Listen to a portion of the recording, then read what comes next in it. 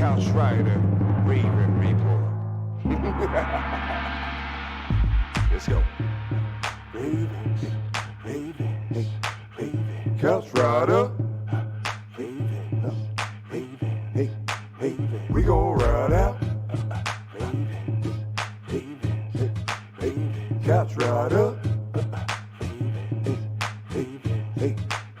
We gon' ride out. For some of you Twitter gangsters, this is just a hobby, original sports perspective. You can't stop me. Couch Rider Report, it's reflective. Please respect it. You will get checked, and your knowledge will be tested. I ain't the coldest Raven, but this is my show. Shout out to the Barry White of rap for the beat, though. Well, you've all made it. I appreciate y'all coming through. Welcome back to the home of original sports perspective. From our couch to yours, this is your Couch Rider Raven.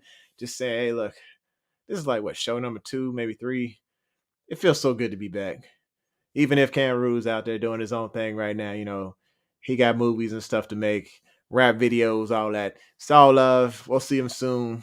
But for those of you who just came through for the first time, you know, please let me know that you're here in the comment section. You know, make sure you smack that like button, smack that bell, so you know when it's going down. Hit that subscribe button if it's your first time here. I appreciate y'all coming through. Just know that this is the home of original sports perspective, from our couch to yours. This is where we get down and talk. And I know that tonight's topic is not the most original in the world, but we will be bringing you original sports perspective topics all across the offseason to keep things popping for you Ravens fans. Ravens flock, thanks for coming through. Let's see who we got in the room right quick before we jump into tonight's festivities.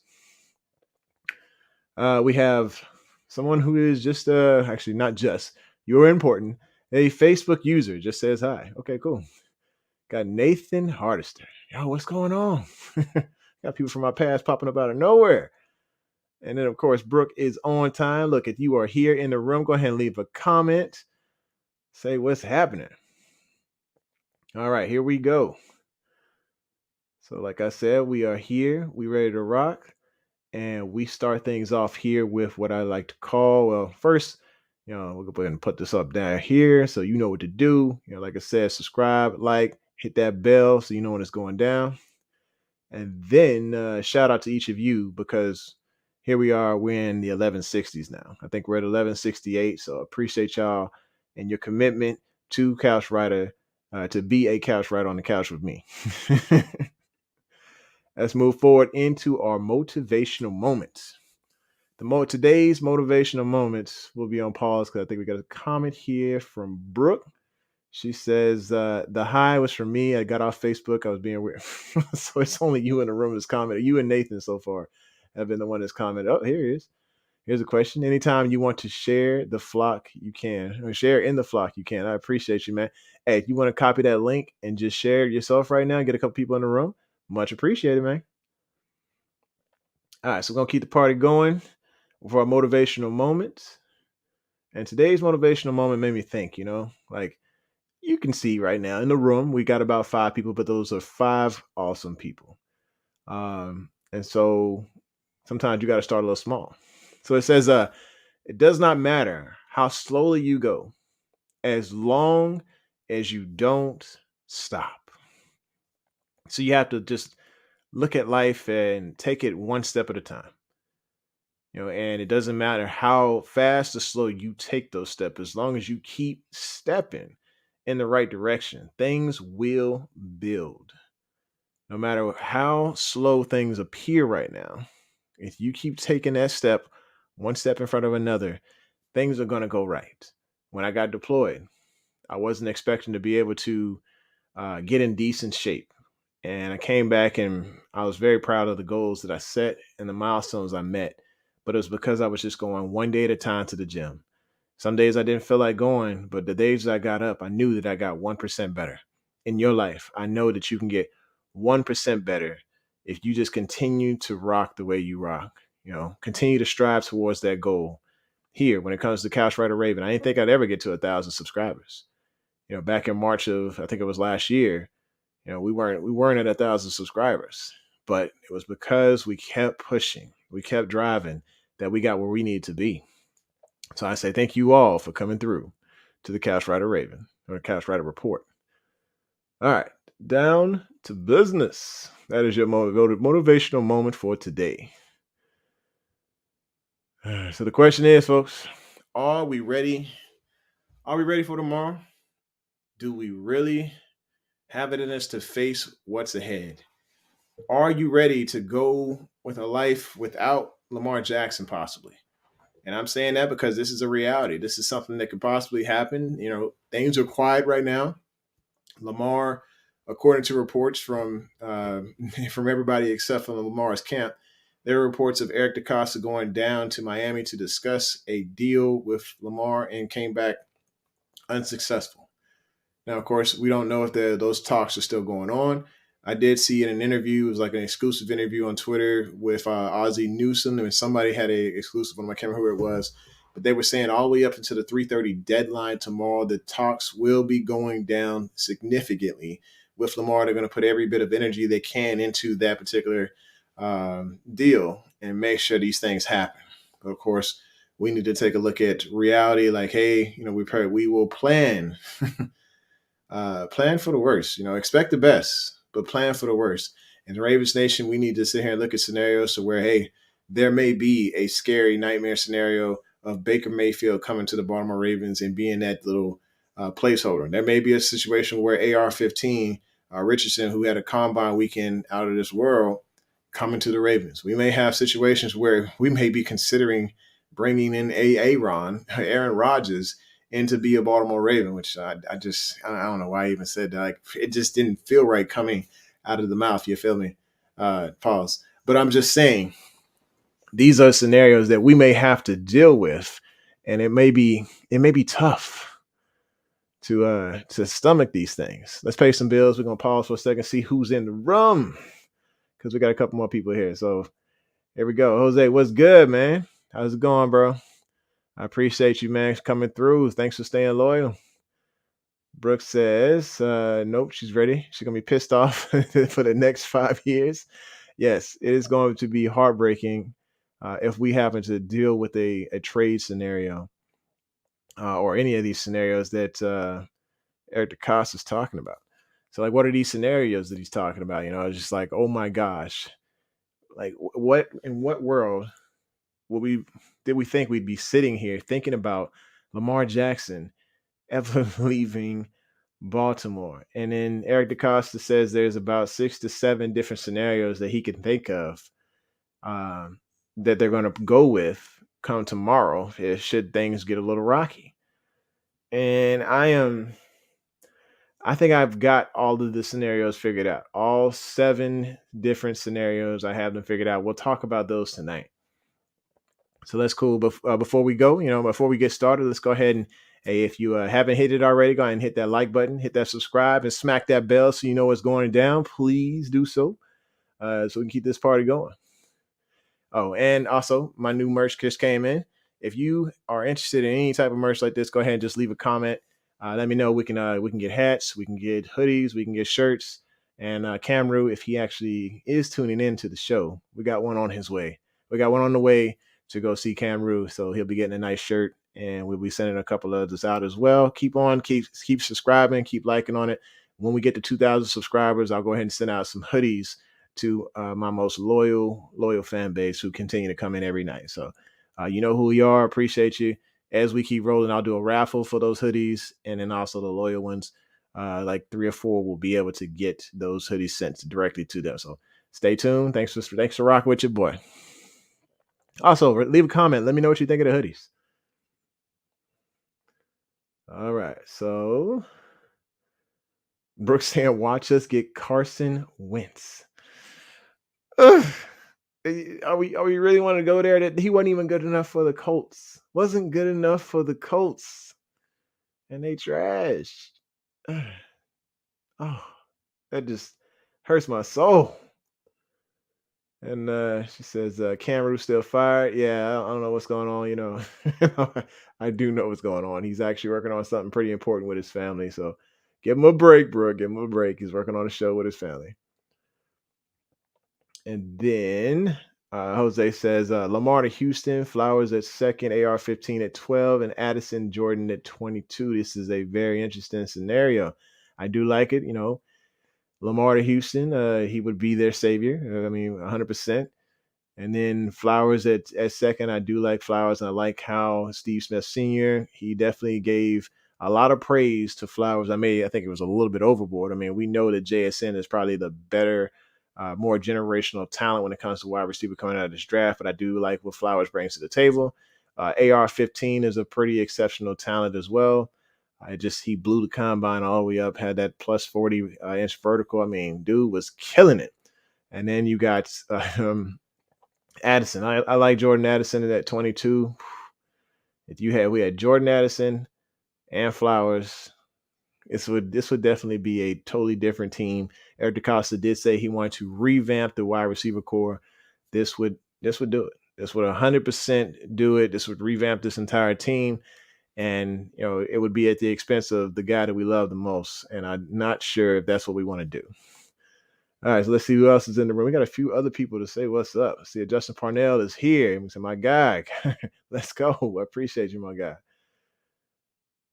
Let's see here. Nathan said, "I'd like to see Lamar traded to Detroit." Oh, I don't know if Lamar would like to see Lamar traded to Detroit. He's one of those sunshine type of guys, and I think he wants that sunny climate now.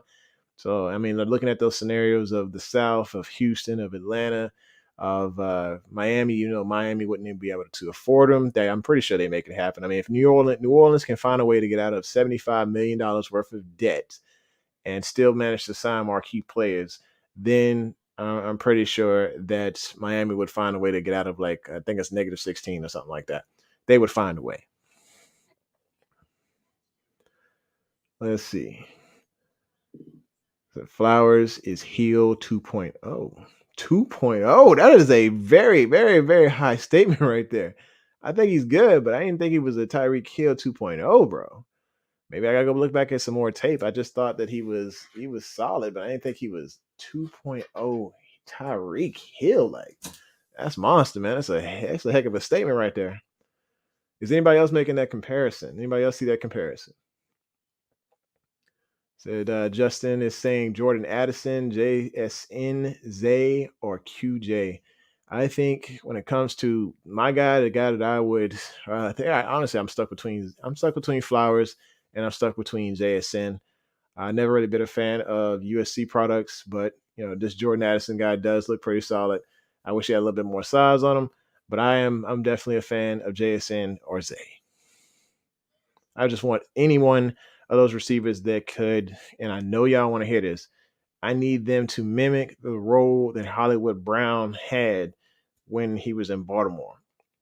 And the reason I say that is because Hollywood was taking the top off of defenses. You saw it. There were a couple of times, like if you go back and watch the Colts game, not from this past year, but from the year before, when Lamar completely tore it loose with Hollywood. And it was just simply drops in the bucket.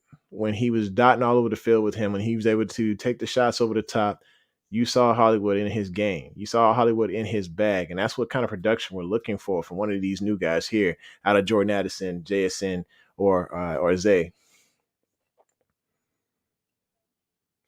All right, here we go. It says Lamar saves us money for the future. So did he actually sign? I mean, I'm gonna check my phone. Is this man actually signed some money? Because if he signed, then the deal's done, and then he does save money for the future because of the fact that this year's cap number won't be as high. We won't have to make a lot of adjustments to make things happen. So let's see here. I am not seeing anything from Tom Pelissero. I just see everybody bragging about the Seahawks deal with Geno. Kudos to him. He made a major recovery because I thought the dude was full on dog water back in the day. Let's see. You want golf in Baltimore? Okay. I mean, you do you. Clowney to Baltimore, you really think do we need that? I mean, we got guys here that are developing. I say give them an opportunity. That defense is stout, and this is a good opportunity to develop these guys while this defense is looking that good.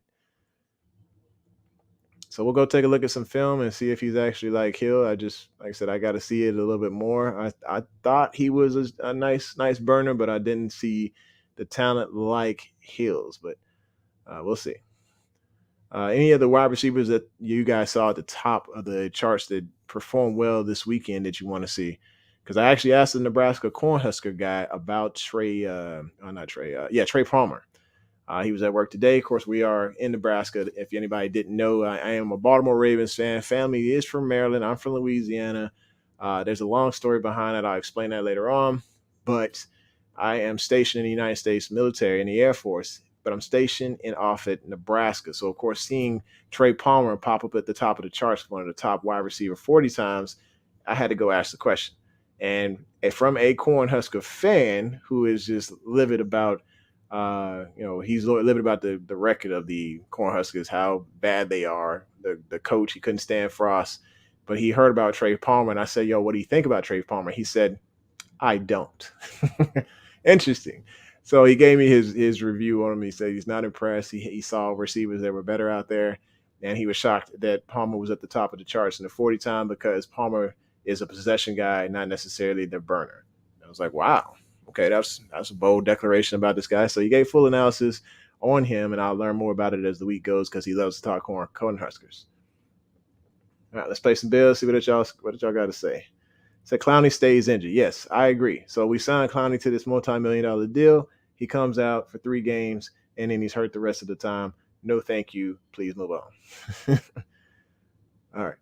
D, what's good, man? He says the difference between Watson and Lamar is an agent. Yes, 100%. It is an agent that is making the difference between this deal. If Lamar gets on the non-exclusive, teams will have to negotiate for the guarantee. We'll get into that in just a second here. Nathan, I appreciate you, bro. Yeah, I got to keep this service going. It's been an honor to serve alongside my brothers and sisters. No matter what the service is, it's been a great, 21 years. It's been awesome. So that Purdue wide receiver is also a beast. Yes, I would be nice to get the Purdue wide receiver. He's a real burner. So let's go to so not burner. Excuse me. Was it Purdue? I can't remember if it was Purdue. Might have been Purdue. No, Penn State. There's a Penn State guy, Parker Washington. I still want to see what Parker Washington can do here. All right, let's go into those scenarios that were being talked about. Well, before we get there, let's start with how much is Lamar really worth with us or for them? So, I mean, that really goes into some of those scenarios that I'll talk about. But like, is Lamar worth 3 first-round picks? Is he worth 3 first-round picks to us in our minds? Like, do we think that we can pull in 3 first-round picks, or is somebody else thinking like, hey, I really need a quarterback? Is New York saying I need a quarterback that bad? Is Houston saying I will fight somebody for this daggone quarterback? Is Chicago saying, hey, we're willing to hit the reset button? Is Detroit saying, hey, that what, we don't like where we're at right now?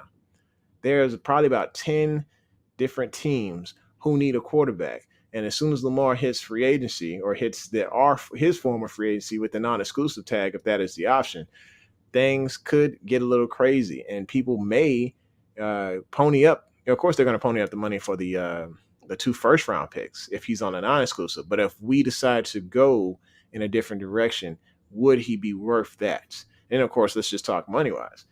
Is Lamar worth $52 million a year?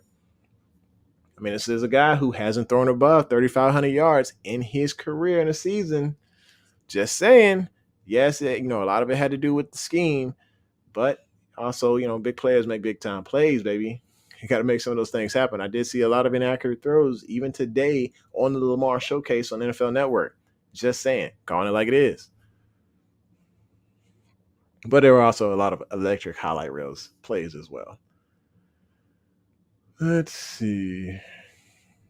So Titans hit the reset button. Yep. So of course, Titans is one of those teams that's out there. You got ATL. You got Miami that's still on the fence. They don't know if it's the is you is or is you ain't my baby when it comes to Tua. The Saints, they're out of the market now. So the Seattle's out of the market. The Saints is out of the market. I'm trying to think what other teams that you would like to see. I mean, the 49ers, they could possibly be in the market with their current quarterback, who was it, Brock Purdy. getting surgery. Of course, if Lamar comes to town, they just say, nix all that. We're not worried about him anymore. We'll go ahead and bring Lamar in. Like I said, ATL is definitely one of those teams. Carolina could be one of those teams. I mean, New York. There are a lot of different teams, even both New York Giants and the New York Jets, because you look at their situation right now. If they decided to just say, all right, we're going to let Danny Dimes go on a non-exclusive tag, which should be the smartest decision because, I mean, that's $32 million, or he just walks off and you get a couple of picks for him. I say put him on the 32 because ain't nobody finna pay 2 first rounders for for Danny Dimes. So I think that's a little crazy. What you do is, personally, if I'm the Giants, I'm gonna go ahead and franchise Saquon Barkley. I'm gonna go ahead and lock that thing up, make it exclusive, and tell Danny Dimes to kick rocks. And then, of course, I'll get into the Lamar Jackson sweepstakes if that's what's happening tomorrow. Here we go. All right, let's keep it rocking. So Jose says he's worth Houston's number 2 pick. Yeah, I agree. That would be nice to have. What would you do with that pick, though? All right, says the Panthers could be in the market. I believe the Panthers would definitely be in the market. He would be somebody um, to mentor that guy PJ down there. I think PJ Walker's his name. Came over from was it USFL or XFL? Was really balling over there. Jose says the best thing we can try is tag him and see what he does with and under Monken. If he doesn't show up the following year, let him go. But I think we need to do this AR-15 pick and move forward. You want to pick up AR-15 after you tag him? Whew. I don't know, man. That may tell Lamar, hey, we're looking forward to a future without you. Do you plan for this future without Lamar and say, hey, we'll pick up AR-15, or do you look at putting all your eggs in this one particular basket and going into next year's draft and going after something that Lamar decides, hey, this ain't for me? Okay. Justin says, how you like the cornerbacks in this draft class, bro? That will be on a different episode when I bring in an expert, Damian Parson from the Draft Network. He'll be coming in. I'm going to try and get him on here on Wednesday. He is a Draft Network expert who just flew home from the combine. Damian and I used to work together when he was with the Couch Rider Report, doing the website, doing articles and stuff. This guy's followed his dream, really pursued it, done an excellent job with staying with it. Like I said, when you move, he was moving slowly and he ended up just doing a great job. So I can't wait to have him on the show and he can help discuss more about those corners. I don't want to steal his thunder, and he's looking forward to getting on here. Right now, he might have a little jet lag because he's just leaving Indy. So, we'll give him some time. We'll hit him up, and then we're hoping to see Damien on the show on Wednesday. Maybe we'll have him and Cameron at the same time if Cameron can ever come out of hiding. All right, here we go. Jose says Danny Dimes is a smoking dime bags. Yes, for him in this contract situation, he put himself in a pretty tough spot because of the fact that, I mean, you got one good season, bro. You showed you were decent, But if I got Saquon Barkley and all I'm doing is handing this rock off, and I have a halfway decent season, I should not go into contract negotiations with my chest all puffed out. Hey, I'll be there with the collection plate. Please, just throw me a little something in there and let me keep my job. I appreciate you. All right, so yeah, we just moving on. Okay, here we go. Brooks says, nah, that will piss off Lamar, and then he definitely leaves. Yes, that is we're going back talking about the planning piece. If he is planning, or if we plan and make a move that makes it look like Lamar is about to bounce. So we don't want to do anything to shake the waters up. All right, Nana, what's good? How's it going? Good to see you, girl. All right. Living with Big Reg is here. Big Reg in the building, man. What's happening? All right, Adit, is an elite 40 time or any imperfect way to scout corners for the draft? Are we going in the corner? I'm sure we was waiting on the corner talk. Is there an elite time? I mean, we got to look at the loose hips. I think you actually have to. There's intangibles that you look at when it comes to those corners, and it's the fluidity of the hips. And personally, you got to go back to the tape. You got to go see if they are that physical corner that you're looking for. Can they usher people to the sidelines? What's their reach? What's their height? If they're tall, are they a friendly giant? Same thing on the is on the wide receiver portion. Like when it comes to those taller type wide receivers, do they have those fluid hips along with that speed? Because you can go to the combine and they said it's an open book test, right? You know exactly what type of drills you're coming for, and there's a coach out there who's willing to take your money and prepare you for those particular type of drills. But when it comes down to the game film, is that going to translate? No, I think your tape translates more than the combine. Do I want the combine to go away? No, I want it changed. I do want some pieces changed of it as far as like offensive linemen. Me personally, offensive linemen shouldn't be running 40s. We saw what happened when I got injured this weekend. I think if you do more of the short burst type of drills, maybe three cone drill or something along those lines, or come up with a specific offensive lineman drill to see what their endurance is, I'm cool with that. But 40-yard dashes, that's not meant for those offensive linemen. This 40-yard dash business is really just how wide receivers make a little extra money, how running backs make a little extra, how the skills position players makes an extra buck.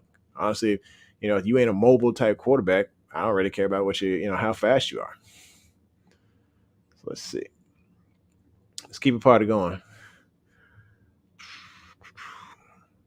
So, all right, same as always, maxing and relaxing. Yes, sir. We're gonna get to your segment probably next time too. We'll make sure you ask plenty of questions about wide receivers because Dame loves them just as much as you do. He's all about every skill position. Though. That guy studies tape left and right. I'm surprised he's got time to raise a family with the way that this guy gets down on the film. He has. You got to follow him on Twitter. I think his name is Full Time Dame. If y'all follow that guy, I'm telling you, you will not regret it. All the breakdowns or every bit of tape you can imagine for the Draft Network, he gives away for free on Twitter. It's pretty cool. All right, KTSC, what's good? Deontay Banks, okay. And then let's go. We are still moving forward into the options. Now we are at the options. The first option here, exclusive tag. Let's talk about it. Doing this exclusive tag, there's a benefit to it. There's a huge benefit to the exclusive tag with Lamar because it is simply saying, I locked you up. I put a ring on it. You can't talk to nobody. Nobody. You can't talk to nobody else. Anybody trying to call you, no, don't let nobody call you. There's no tampering, nothing. You my girl. That is just plain and simple. You my girl. You sit over there and we'll work out a deal, but you only can work out a deal with me. Let me catch you talking to nobody else. I will. EDC had to come through with that hand. But no, it's like, hey, you know what? This is an exclusive, deal right now. He locked it up, and the guy can't actually go negotiate with anyone else.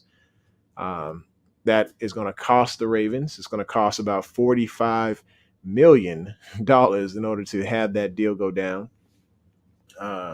But here, Baltimore would have to make some major moves in order to make the room in order to be able to do that. So look at it right now. Baltimore is sitting at a cap number of about $23.4 million in cap space. If they decide to do this franchise tag, that puts it by the Ravens at about negative $21.6 million. Now, of course, Baltimore's got to make some moves. I have a way that Baltimore can make moves to make that happen. And then some. I know I have ways that Baltimore can actually save about $46.75 million in cap space from different actions. So I'm going to start off with the small ones. And I know Cameron's not going to like this, but at the top of the list, $1.1 million in savings from cutting Tylan Wallace. James Prochet, $1 million. John Simpson, a guard, that's $1 million. Andy Isabella, you know what? They said they wanted to reshape the wide receiver core. It needs to start from the ground up and just drop all these dead weight wide receivers. Andy Isabella, $1 million. I'm pretty sure somebody wants to debate me on this. But if you had a chance to get Andy Isabella or DeAndre Hopkins, and we're talking about just a roster spot, then you need to go ahead and refresh. Then we need to go ahead and get rid of Andy Isabella. Mike Thomas, drop him as well. Bo P. Keys, drop him. That's $1 million. Shamar Bridges. Look, I know there's a lot of people that love Shamar Bridges, and he's probably one of those camp warriors going to show up just like Prochet did, do his thing. But how much longer are we going to hang on to these guys that are hopefuls? Do we want to go and change this in a whole different direction and say, hey, reset button on the entire wide receiver room, except for, of course, two guys, Duvernay and that guy that talks all that trash on Twitter. Can't remember his name. No, Rashad.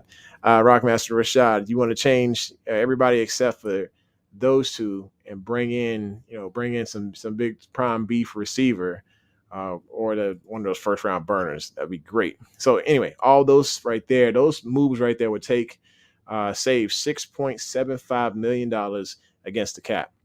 The next moves we probably need to think about, of course, is do we want Calais Campbell? Do we want Calais Campbell back? Do we want him back at the price that he's coming with right now? Because right now, if they release Calais Campbell, we're talking about $7 million in savings on the cap. Now, I'm not the cap expert. Of course, we know Brian McFarland is the cap expert, but I'm throwing numbers out there based off what I'm seeing on Spot Track and just throwing some ideas out there. So I'm just giving you my best shot of how we can save this money. If you release Chuck Clark or trade him, we can save $3.5 million in cap space. And then, of course, here's one that it may not happen. It'd be like a last moment. Hey, let's go ahead and make some money. Releasing Pat McCarry, that would save $4.35 million in cap space. So we're looking at either $10.5 million in savings or $14.8 million in savings just from those three actions. Then, of course, the big things that need to happen would be Mandrews, his restructure, having a restructure along the lines of saving about $6.5 million a year, and that's putting $3.2 million on next year's cap, and then $3.2 million on the cap after that. I call it pulling out the credit card. Then there's Marlowe, asking him to restructure again. I don't know if that's possible because he already received a restructured bonus already. But if he is able to restructure, that will save about $9.5 million on the cap, and that would place about 3.16 on the next 3 years for his deal. And so that's about $16 million in savings. Altogether, to help cover for Lamar, all these actions could save about $46.75 million in savings, which would put Baltimore right around the number that they're currently at, which is that $23.4 million. So we could use the exclusive, save a lot of money on dropping a lot of dead weight at the bottom and doing some restructures. So you could see that it is possible to put Lamar on the exclusive franchise tag and then being able to go up underneath the cap money before 15 March. All right. Just I got 19 different comments here. Woo. Okay, I did not mean to make y'all wait this daggone long. Just drop like $2 or $3 or something. That way I could y'all can chime in and I'll pop in. So Cam Bruce says, yo, I'll be home in 30 minutes. Just got off the set. Okay. So he just got off the set. I know he probably didn't like the news about Tylan Wallace. He'll probably be here to fight me on this. Y'all, I need witness protection because you know how Cam Bruce is. That boy big. He know how to fight. Just saying.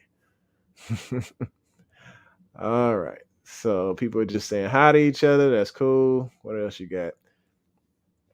Let's see here. We got exclusive because non-exclusive will leave a bad taste in his mouth. There's a different option on it. I'll get to that in just a minute. Let's see. Be more is like Lamar is Tina. Lamar is Tina. I guess in like Ike and Tina, something like that. All right. Cam, get some rest, bro. Let's see here. DeAndre Hopkins, not a no-brainer, absolutely. As far as DeAndre Hopkins or Andy Isabella. So, yeah, you do realize, like, all right, so both of them may have played in Carolina, but we only really are looking for the ladder, not the basement when it comes to yes, all those wide receivers, they got to go. I mean, of course, we keep Bateman, keep him at least one more season. He shows he's, like, injury-prone or whatever. We figure out, like, what to do with him after that year. And then when it comes to Duvernay, I mean, honestly, if we're looking at these first round guys, they can reproduce the production that he has. And I think there's a couple of wide receivers I was looking at. One second.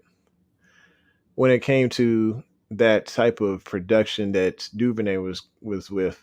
So there's a guy named Jaden Reed. He's speedy, he's tough, he's cold weather ready.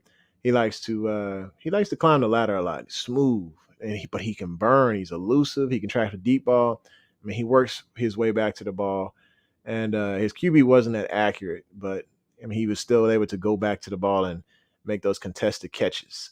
So that was pretty impressive. Let's keep it rolling.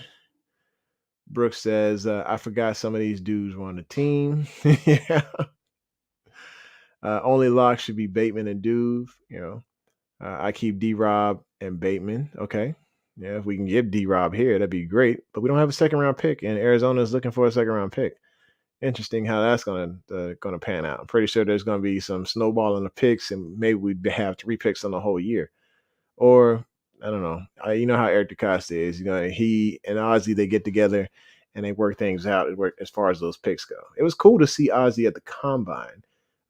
Looking at the players while Eric DeCosta was over there negotiating the contract. So you can see that they are still a team working together when it comes to this draft and free agency stuff. All right. What did Brooke say? She said, we're going to talk about what happened on Twitter. We need to have a show for that. What happened on Twitter? All I saw was this, let's see.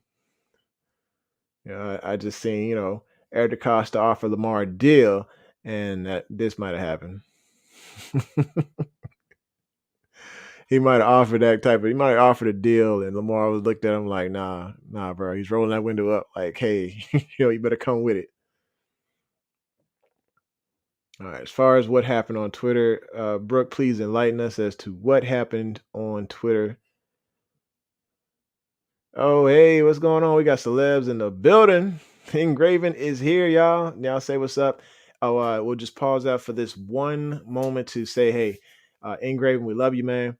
We know what you're going through right now, and we support you 100%. Like I said, should you decide to make any type of decisions in the future, if things don't go the way you plan, just know that all of the Ravens flock would follow you where you need to go. And also, if y'all could just jump over to Engraven's channel and jump on the Patreon. Every dollar counts. If it's just $1, something along those lines. This is how this man feeds his family. Is being so good at what he does, commentating on the Ravens, and he keeps us up to date with all these Twitter feeds and stuff. So if you could donate anything to help him and his family out, that would be great, because that dude is such a great guy, high quality character. He's just one of those guys I really look up to. So look out for Engraven. He's an awesome dude. Anywho, team, keep it clean. Everybody saying hello to my guy.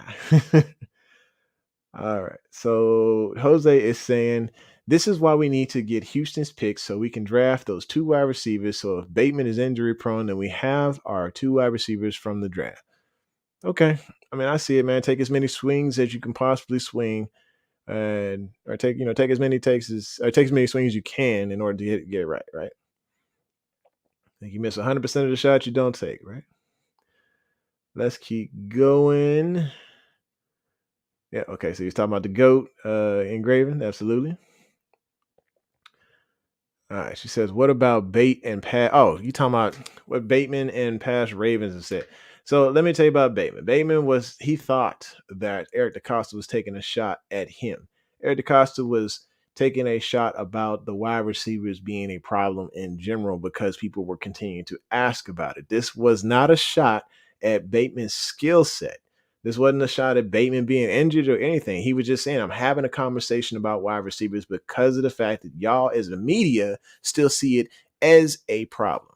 And I say y'all, we as a media, we still see it as a problem. And I think that's where the discussion, that's why he deleted his comment, is because he realized it wasn't a shot at him. It wasn't a shot at him as a wide receiver. It was a shot at the discussion saying, hey, y'all are saying this is a problem. This is why I'm having to have this discussion. This is why, there's 5 receivers in the first round that we're thinking about taking a look at.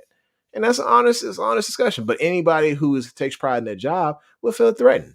And that's okay for them to feel threatened. I think they had an honest conversation about it, and that's why he took the comment down. Now, as far as everybody else goes, they just a bunch of bitter people who left Baltimore because they weren't given opportunities because the scheme wasn't set up for their success.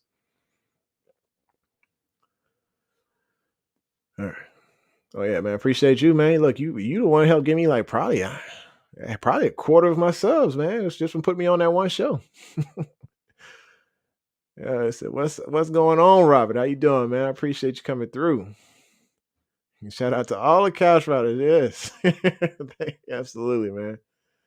All right, so here we are. We have only gotten through one scenario. We talked about the exclusive tag. Let's move forward into scenario number 2. This is one y'all probably don't want to hear about. You're probably throwing popcorn at the screen, tomatoes, cabbages, or something. Hold your cabbages. Hold them for just a second. Don't throw them at me. I'm just saying this is reality. I know my emotions get all tied up in this as well. Brooke, do not pull the car up on me right now. I don't need nobody pulling past the house trying to shoot because you got all emotional. What I'm saying is exclusive tag and trade. It's a realistic scenario because of the fact that it's an option. This is one of the 6 options. I am not saying this is the one that I like, but it is a realistic situation. So in the first scenario, we could sit here and we could exclusively lock up Lamar and continue trade talks. The party keeps going. It's all good. But let's just say that there is a bump in the road. Boys and Men has came out and they saying we came to the end of the road. I'm not going to sing it for you. But let's just say that Lamar says, you know what? Even though I got feathers on my chest, they weren't Ravens feathers. I need to go. Exclusive tag, which locks him up with us, and we figure out the trade partner and we figure out the compensation. When I say we, I'm talking about EDC. They go figure out the compensation for Lamar. Let's say, they go call Atlanta up, say, hey man, what's good, man? I know y'all been thinking about us. You'd be like, hey boo, no. And then they get 3 first rounders for Lamar. Let's say they bring in the Butler, 3 first rounders and a second for Lamar Jackson, and we go after AR-15, baby. There's a new era. I'll cry, but I'll take the sign down over there, and we'll keep it rocking. It'll be hurtful, but that's kind of what we will be looking at is having those 3 first rounders, which Lamar would be totally worth in my mind. Like, Atlanta will be getting a full-on dog, and they'd have to figure out, like, all right, how are we going to usher in this new Michael Vick type era in ATL, shawty? Next scenario. Even though the last one broke my heart, let's keep it going. Some of these might even be worse on the heartbreak.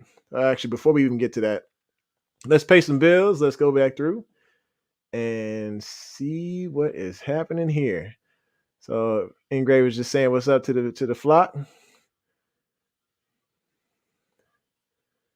And then Brooke is saying, I think he took it down because the front office doesn't like players speaking out their mind. I don't know. Actually, I think they do like them speaking their mind a bit. It's just they had those conversations behind closed doors as well, as far as trying to clear things up. And then I'm ready to be hurt. All right. Nope. He said, nope, I'm down for the non-exclusive. Let him see who really wants that. We get into that one in just a second here. All right. So Ravens don't have no money, and Steve don't want to pay Lamar. Eric. You mean Eric? Oh yeah, Bishotti. I mean, Bishotti knows, like, all right, based on how the cap is going up every single year, he got to put a little bit of money aside. I mean, this dude, I think he's in the software and stuff, so he's gonna be okay. He's gonna be all right. It's how Eric DeCosta decides to spend the money. The credit card got to come out either way. He just got to figure out how it's gonna be balanced. So Steve got to push it out. He got to push out the money. It's just Eric's got to figure out how this is all gonna roll. All right. Jose says, let's go Houston. Okay. I mean, that'd be one heck of a trade, right? Let's see. Robert Chantel saying 5 years, 355 million. Goodness gracious. This is where Steve would be like, all right, now hold up. Now, just a daggone second. We're gonna pull out this calculator because I got that Louisiana math in me. Y'all got to forgive me. We'll see here. How much per year are you saying? 355 million for 5 years. Wow, that's a lot of money. We're talking 71 million dollars per. Are you out? You know what?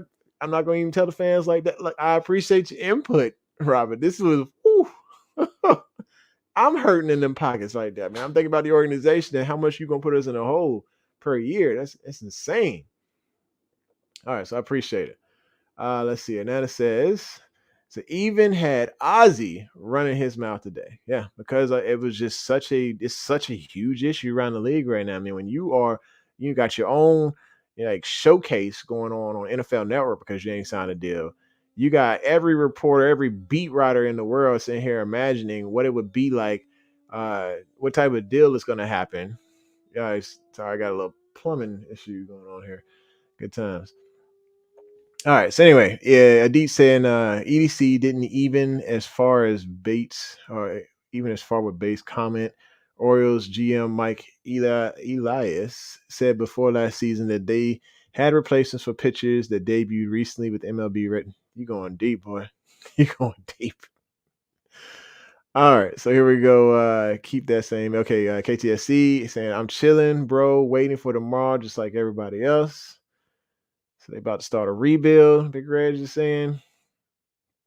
So I was an original Browns fan, and the art moved us to Baltimore. No losing and needing quarterbacks. We are not going back into those dark ages. I cannot. No, no, we won't go back into like dark ages like the Browns. The Browns went into dark ages with quarterbacks, so we don't want that. Yeah, so I'd rather have 3 firsts from Detroit. Okay, I mean, everybody's wanting. They know where they want him to go if he were to leave. I think he. I just would. It's just gonna hurt thinking about it.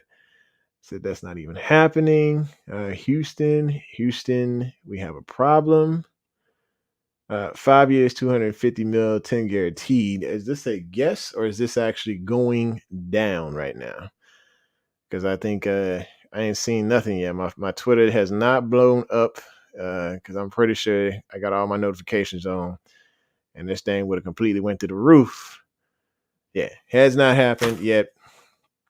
All right, so that is probably just a guess. Lamar needs to stay, and according to Nana, and then we have. I swear, I feel if we pay that crazy money, we're gonna be right back to the Flacco days. Look, I'm gonna just tell you like this here. I feel like that, and I've said this before. So if we get Baker, nobody better speak to me.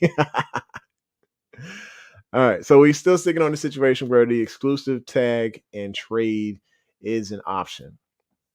So, like I said, you tag them, and then you get to set your bounty for this guy and trading Lamar out, and that saves a lot of money. Hits the reset button on this organization. Then we go after, let's say, AR-15, or depending on who gives us the pick, then we could possibly go after a pretty high pick, or go after one of those Strouds, or I don't know about Levi or Levis or whatever, but there are other options out there with Bryce Young and all that. So yeah, going after Baker would be.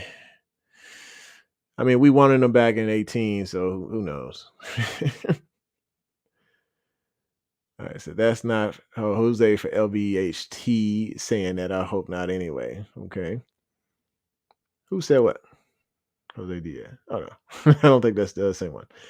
Anyway, guess who's in the building, y'all? Guess who made it to the show? Yeah, well, I mean, he's still he riding in the car, but we're going to welcome the living legend, the the Barry White of rap. Ladies and gentlemen, Camru. What's up, brother? What's happening? What's happening, man? It's I'm a little almost dark over home. there. Almost home. Lucky you light skinned. We won't be able to see you.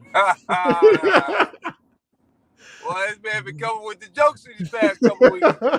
Going with the jokes, huh, sir? Look, sir, we missed you, bro. Blending in with that couch over there, though. All I see is that hoodie. Oh, he's so terrible. That's I am kind of like camouflage. What's up, good brother?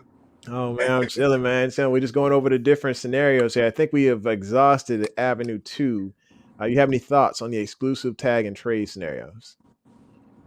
I don't think neither one of them gonna happen. I think they're gonna get it done, man. I think everything that you've been saying, I think they played it out to where they can't play it out anymore with the NFLPA. And I know they want everybody to get their money, but if this is the biggest, if you hashing it out within the 24 hours and they both in Miami, sitting down, that means you sitting down, you trying to get it done. And if he doesn't get it done, it looks real bad on EDC if it goes to the franchise tag. It looks horrible. It looks horrible on him right now that it's gone this far. You understand what I'm saying? Yep. That it didn't get done last year, it didn't get done after his third season. Yeah, I mean, but you got to think about it. It was so many hands in the pot. Like, between the NFLPA, you got everybody from LeBron. He's over here just at least getting opinions from. It's the fact that he didn't have an agent in the midst of this. And then, of course, Eric DaCosta, he put it straight out there. He's like, there are certain things that I can say to an agent that I can't say to Lamar because of the fact that I have so much respect for him. Eric DaCosta is in his corner trying to give him feedback about, hey, this is what we can offer you. but at the same time, still being on the other side of the table saying, "Hey, look, I'm running a business, not a charity here." Yeah. and, No, you're right. and It's that's the what makes it. hardest part about this is I really feel like it's very difficult for a quarterback because you are, and he doesn't want to have an agent. That's fine. I'm good with it, but it's just so much more difficult for the quarterback. The quarterback class alone is just different. They got their own fraternity. Okay. You know what I mean? Like everybody else is on the outside. Oh yeah. You know, it's the quarterback fraternity, and then it's everybody else. You Absolutely. know, nobody else is gonna get fully guaranteed or anything close to that Nope. because no one else touches the ball every time, other Mhm. than the center. Yeah. No thanks The to center is not making all the decisions. The quarterback is making all the decisions. Yeah. Thank you, So Cleveland. Sheesh. yeah, exactly. So, but I heard some of the stuff you were talking about. What was brought up by when we were on when it was you and Graven, Justin and I, when I brought that whole thing up about Tylen and Bateman, what I was trying to explain is that we're not developing what's there, so we don't even we're saying everybody's no good or this and that. You have the best.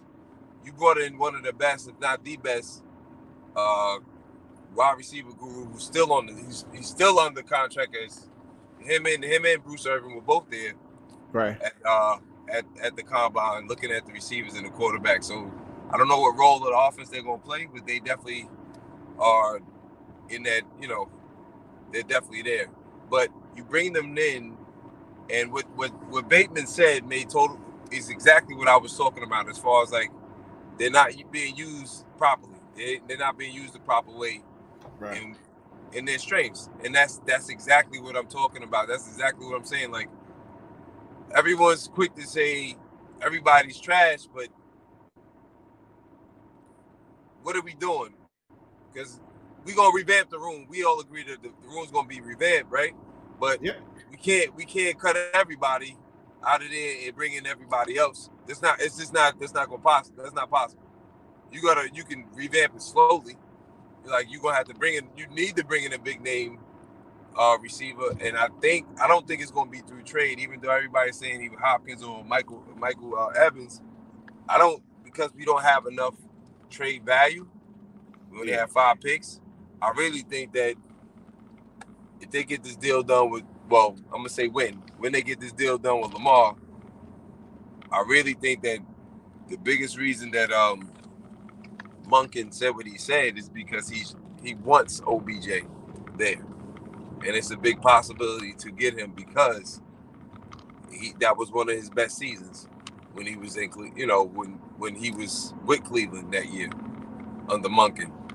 After that, everything went downhill once Monken left. But that was one of his best seasons. On top of that,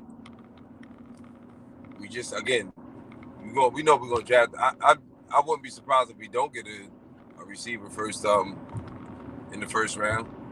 I'll talk I about that would in a be little bit when I shocked. get to the crib, huh? I would be shocked because it was the way that Eric DeCosta had said, "Hey, there are." He said, I don't know if he said plenty or if he said 5. I was one or the other. Right. He basically tipped his hand, saying, "I am basically going after wide receiver first round," which is Yeah. pretty. No. That's Well, pretty look, cool. there are 5. I agree with him. There's only 5. This wide receiver class is nowhere near as deep as the others in the past. This wide receiver class is like very similar to the 2019 season when it was really just like those 5 dominant receivers that we got Hollywood instead of getting DK or anybody else or AJ. Like it really wasn't that many dominant receivers coming out that season that were like mind blowing. You know what I mean? Yeah. Like it's a small percentage. I've been looking at these receivers since the Senior Bowl, and I studied. I listened to some of the analysts, but I also studied some tape on them, and I'm like, nobody's wowing me. Like I even think that 2019 season, that 2019 receiving class was like was even better in my opinion. But the ones that are like on everybody's top board, it seems like it seems like the whole consensus is all the same all the way through. Like as far as the top five, Flowers is one. I'm not naming them in order, but Yeah, Addison, Flowers, Quentin. Jason. Yeah, Um, JSN. yeah, I didn't hear what you said. Who? JSN. JSN, and I think it's one other. The only reason I say don't be surprised if we don't, because I think they're going. I wouldn't be surprised if all of them are going before they get to us, because it's really not that many that you want to snatch. It's a deep corner. It's a deep cornerback draft as far as they're concerned, but there's also a few defensive linemen that their stock has definitely rose since the combine. Yeah. All right, so we'll get into more of those scenarios with those receivers as well. So what we're going to do is jump into our next thing, our next avenue, because I was trying to go through those six. Let's jump into number 3, and that is the non-exclusive and match the deal. So basically, letting Lamar go out and shop for a deal. I think this is some people are going to think this is crazy, and right now, because of the 2 contracts that got signed today, it may seem borderline disrespectful. Mm. And that's because Geno Smith just signed for $35 million a year, and then Derek Carr just signed for $37.5 million a year. If he signs that exclusive, it should be around somewhere in the it might be $33 to $34 million on the non-exclusive tag. So he goes out, he shops for a deal. The Baltimore knows he's out there shopping for a deal, and then he gets this deal, right? Let's just say one of these bigger teams with the bigger pocketbook comes out and they pull out the bag. And then, of course, Baltimore's got to figure out a way to match that or let him go and then get those 2 first-round picks. Baltimore can't get any more compensation than that, and they lose this legendary player. And I mean, they have to hit a reset on the organization or match Oh, it. man. So like right now, the scenario is non-exclusive and matching. Let's not even put out there the scenario to where we're not gonna put it out there just yet to Right. where Baltimore decides not to match it. What are your thoughts on having him go shop, come back to Baltimore with an offer sheet, and Baltimore matching that? What are your thoughts there? I think that's first of all, I think that's scary. 2 and 1, I think it's if you take that chance, somebody may just try to up the ante just Yeah, because they know that you can't pay because they their pocketbook is a little bit more healthier than ours as far as cap space is concerned. So yeah, if you take that chance, you take it. To me, taking that chance is like almost saying like we want you, but we don't want you. You understand what I'm saying? yep. And if you take that chance, you're gonna lose. We definitely gonna lose. That'll be the worst thing that we could do. We're gonna definitely lose. I gotta run to the bank. All right. So, Go ahead. LaShawn, thanks for coming through. She's saying she heard it's possible that Lamar Jackson is going to the Steelers. No. Yeah, that ain't happening either. That There's ain't happening. in no way that the Ravens would take him and trade him to a divisional opponent. I don't think so. That won't happen. First of all, if they do that, then that means that they just wasted money on Kenny Pickett. Oh, So and that'll be a waste. I know On both we ends. passed this topic, but it looks like Come on. somebody trying to call us both out about our guys here. So KTSC Justin's over here saying that Slow Shay and Tylen Wallace can go. I think he's trying to bait us into an argument. There you go. Okay. There you And of go. course, Brooke hopped on it as well. She started talking about Soldier Brown. This is just a wide receiver bash tonight. There you go. Let's see. It You says, can't replace everybody, man. That's the problem. Like the only thing I can say is like when it comes to receivers or any player, they at least give them 3 years before they boot them out. You know, it all depends on obviously where you were drafted and mm-hmm. what happens after training camp. I'm turning my computer on now. I'll be back on in a second, brother. Do you I'm gonna think, bro? disconnect. Cool.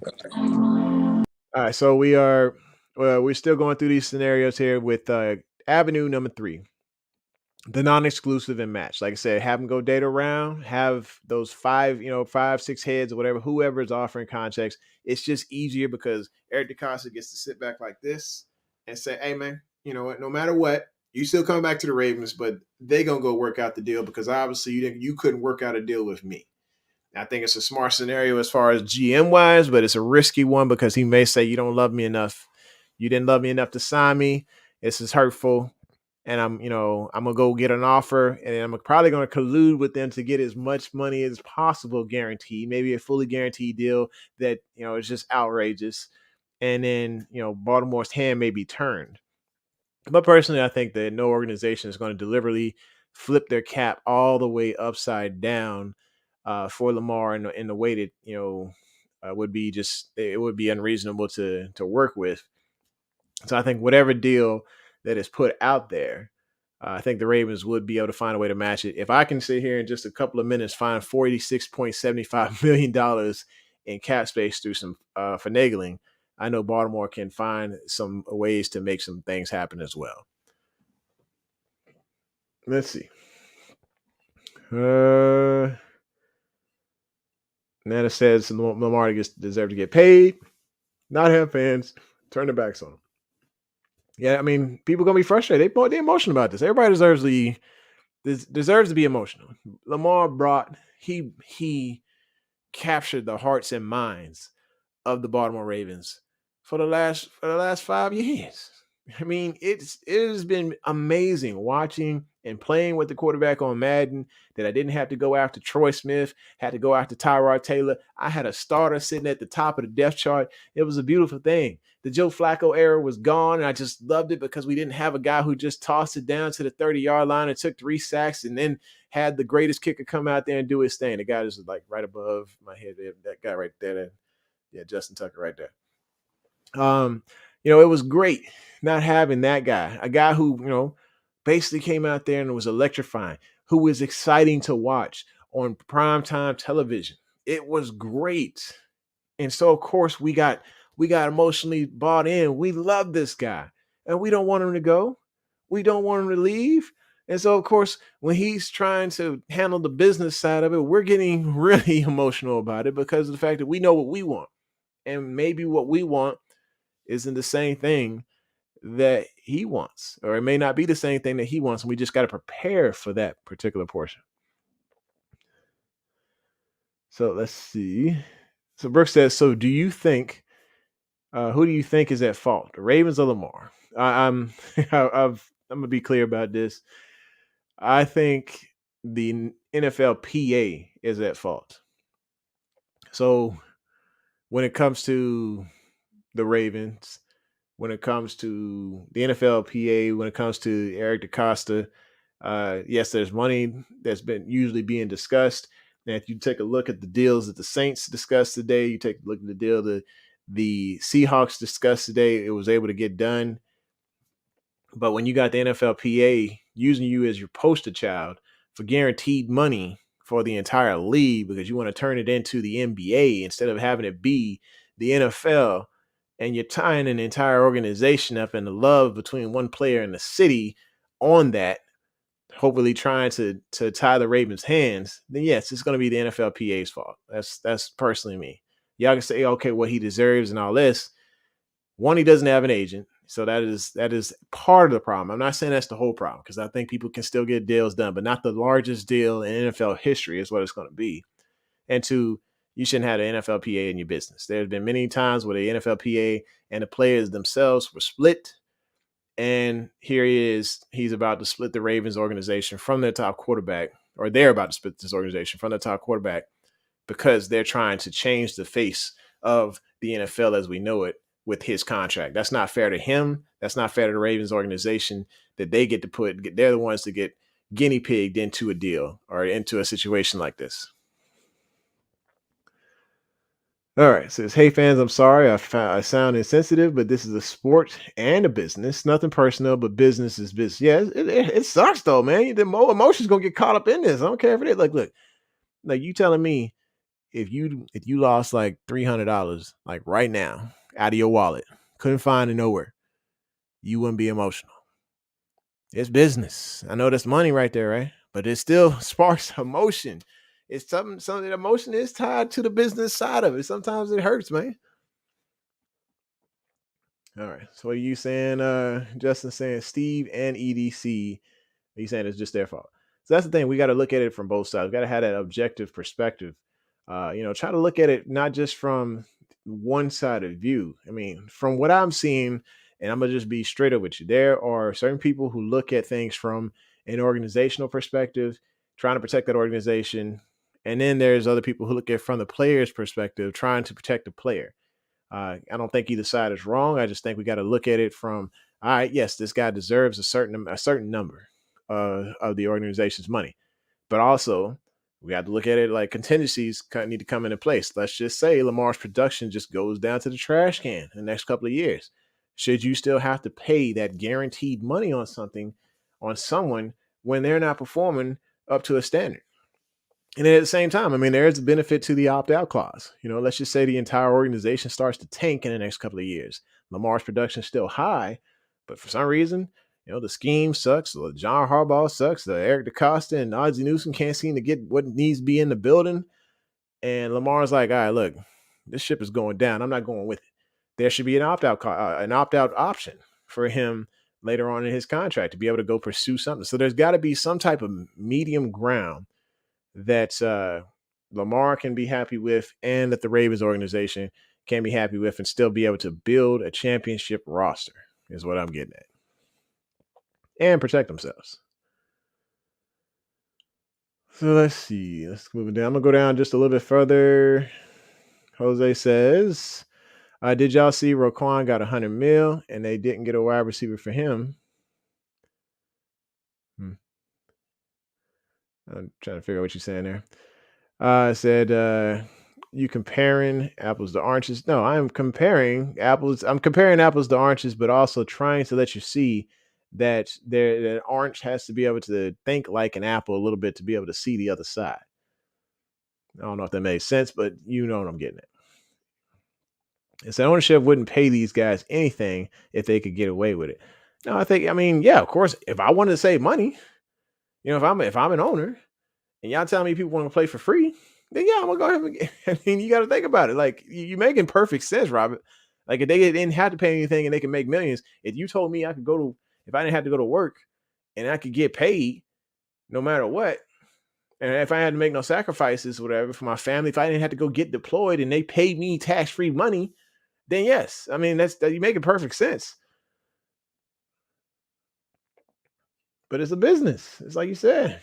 But of course they're going, they're not going to end up doing that because there's a union in place for that reason. All right, let's keep going. Let's see. Ownership don't care about these guys. More importantly, Lamar should have been paid 3 years ago, and paying Lamar is no different than any other quarterback. Oh, my bad. Here is camera. He's back. Yo. All right, cool. He's back. There we go. What's happening?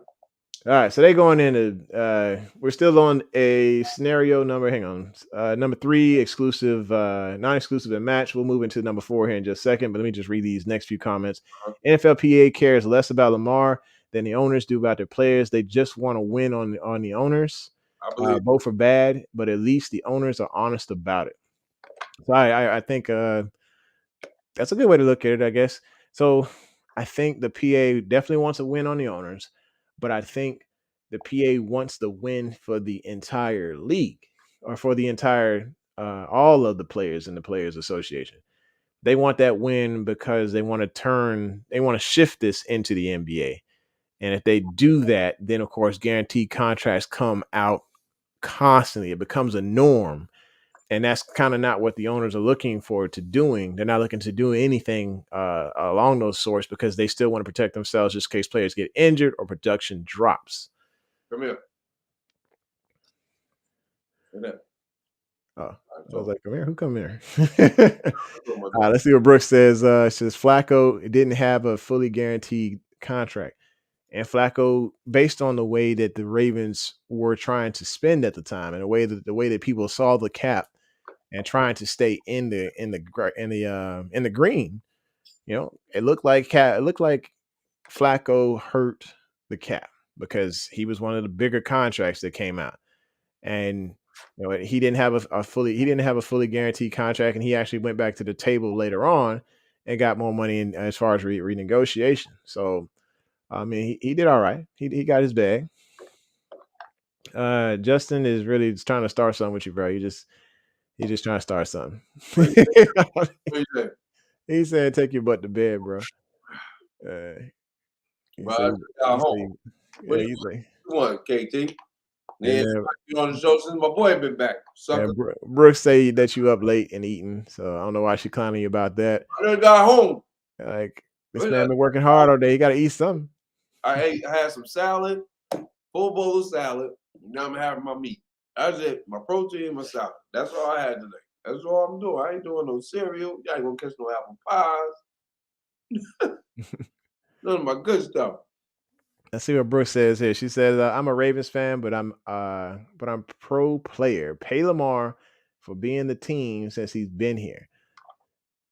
Okay, I mean it's a good statement. Like I said, pay him, but of course, be smart about what you're paying him, whatever, and try to come to terms with something that is reasonable for both. And it's a hard negotiation. You sitting here across the table from somebody who's about to just open up the bag with a ski mask and rob your entire organization. They're gonna play, but you are asking people to freely open up that hand when you don't have an agent there to help negotiate the situation, and then there's other people in the pot. It's just the Players Association is in that joint. Let's see. Let's keep going. Nana says, well, excuse me. Let me go back to Nana. There would not have been an NFLPA had the Ravens paid him when he should have been paid 3 years ago. They may not have been as engaged, and they probably would have used somebody else as their guinea pig on this situation, but they probably still been in there. That's where I was going. I think that unfortunately they're using our quarterback as the guinea pig for all of this stuff. Mm-hmm. Which is it sucks. But anyway, moving on to exclusive number 4. Or excuse me, avenue number 4. Non-exclusive tag and let them bounce.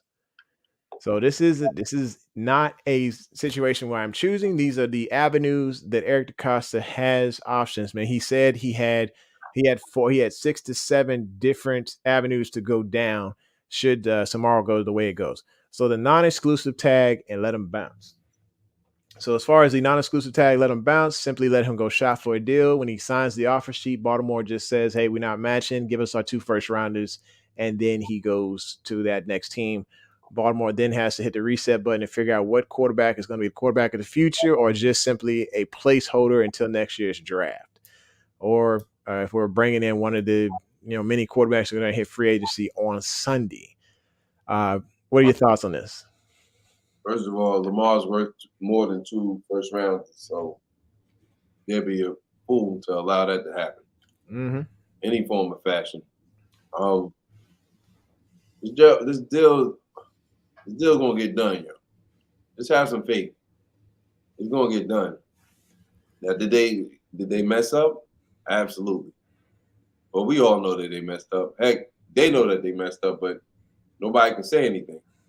Now, I think this has been dragged out long enough, and I think part of it is because sorry, my dog is asleep. Part of it is because I keep freezing. Okay, part of it is because the NFLPA wants that to happen. They want him to get most of the money, if not all the money. I mean, he's not asking for all the money from what's been said by Stephen A. and his team. Yeah, I just know he just need to get what he deserves. Does he deserve a full bag? Yes, I think all the players deserve a full bag, to be honest with you, because I love basketball. I love every sport, to be honest with you, but not as much as I love football. I'm not trying not to be biased, but you giving your whole – when you're a fighter, you get a full bag. You got to pay other people, obviously, But there's no, we're gonna give you increments here and there, right? But that's a purse. That's a purse up front, right? Exactly. Yes. But it's on the spot for performance right there. And then you get a purse up front for showing. You get $1 million for just showing up. Yeah. Depends on how, and then you get paid obviously after the fight. You get paid, but you won't get all your money. My point being is that these guys, this is a gladiator sport. You put your life on the line every time you out there. Yeah. Regardless of the position. And it's not compared to any other sport as far as other than the two combat sports, UFC and boxing. Other than that, don't compare it to hockey, don't compare it to nothing else. And it's not to take away from those sports. Somebody's coming at you 100 miles an hour, regardless of the situation. Mm-hmm. I'm playing defense. My job is to knock your head off. I don't care how many rules they put in.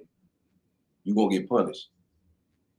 It's just what it is. It's part, but we know what we signed up for. Yeah. But also, I mean, there is the fact, like, if I decide to negotiate, right? So let's just say, like, let's use Roy Jones Jr. for instance. Mm-hmm. Roy Jones, in his prime, was making a hell of a bag, right? Yep. Roy Jones at the back end of his career wasn't necessarily getting the same bag because of his age, as his performance may have tanked, of his preparation. He wasn't the same show guy that we were looking forward to seeing. Mm-hmm. And they paid him appropriately. They still paid him, but it wasn't the bag before. And that's what I'm saying. Like, as Lamar's, like, the later end of his contract goes along, then there's the discussion of, possible injury, possible performance tanking, along those lines. And they're looking at contract and trying to say, okay, if we need to, not guarantee this money then and have him come back to the table, because maybe the cap number goes up too. Maybe Lamar's production actually goes higher. Cap number definitely gonna go up, bro. Huh? The cap number definitely gonna go up because they got Amazon involved now. Now you got YouTube TV involved. Yeah. NFL is making money hand over fist. Like, it's no reason. All I'm saying is that there's no reason that these players shouldn't get full, the full dollar amount. Yeah. They should get paid. Like, even just like you just saying about Roy Jones, as his age went, yeah, it got paid less, but guess what? He got all of it. Yeah. I mean, Kirk getting that money. No, but he still got everybody. He got whatever you signed up for that night, you got that money that night. Yeah. If LeBron signed up for whatever he gonna get for the 3 years, he getting all of it. Mm-hmm. I mean, but of course, we're looking at different sports and how they're ran. Yeah, but that's why I'm saying, because this sport is so much more dangerous. I can understand why they are pushing it for them to get more money, up front. Because on top of that, this is the only sport that if I don't want you tomorrow, you gone. We cutting you. If we ain't trading you, we can cut you. You can't do that in the NBA. It's not happening like that. Yeah, I'm seeing a lot of comments here. Like, it's hard to keep up. So, do you want to do a donate as far as the super chat? Please feel free, and we'll go ahead and get those out there too. But we'll go ahead and move on to number 5. Mm-hmm. So the non-exclusive, we'll wrap it up. A non-exclusive tag, let it bounce. That is an option. Like I said, just another avenue to discuss. It would be heartbreaking, but honestly, it's just something that realistically can happen. Number 5 is signing him to a fully guaranteed money deal. This is just a guess out here. 5 years, $260 million. That's about $52 million a year, fully guaranteed. This is the scenario that the NFLPA wants. This is the scenario Lamar would be like, yeah, cha-ching, and got that bag. What are your thoughts on it? I mean, they can work it out. You can stretch it. You can stretch it out however you want to do it. If it's fully guaranteed, you can still get it. You don't have to get you can get a certain amount each time. Yeah, and it's like I'm good with it. Anything fully, if that's what they're going to do, I'm good with it. Long as he wants to stay and he stays. That's all I care about, to be honest with you. Absolutely. If you don't want all of it, that's fine too. Long as he's happy, I don't like this. I really don't like to count nobody. You know what? Look, what's the rule? You don't count another man's money and you don't touch his food. That's it. I don't want to do neither one. I don't want to touch his food. I don't want to count his money. So, that's it, man. I mean, I'm with it. If it happens, I'm totally with it. Yeah, I feel you, man. It's yeah, I think if he signed for $3, I don't care. He Yeah, signed for fully guaranteed, I don't care. As long as we get that guy like on the field, yeah, I'm excited to see him. I just want to see all I want to see is this right here next year. yeah. That's it. That's what I want to see right now, man. You got it. You got it. Love that picture. Absolutely. It's just like, but it's just, just like I said, one of those avenues is, signing fully guaranteed money, 260, million. It may hurt as far as how they levy it all out throughout the cap, and as far as players being signed and stuff, you're looking at a lot of maneuvering to get to that number. Like I said, I was able to maneuver just to move it around to 46.75 million. Um, so of course there would still need to be another like distance covered in order to make up the rest of that money. And it would be a lot of either renegotiating or cutting players in order to make room for that. But we already know one of those players that will not be cut or cannot be cut because they've restructured so many times is Ronnie Stanley. So that is a really tough like dead cap number that he could completely destroy the cap with. So he will not be restructured. He will not be cut. So that would be completely off the table.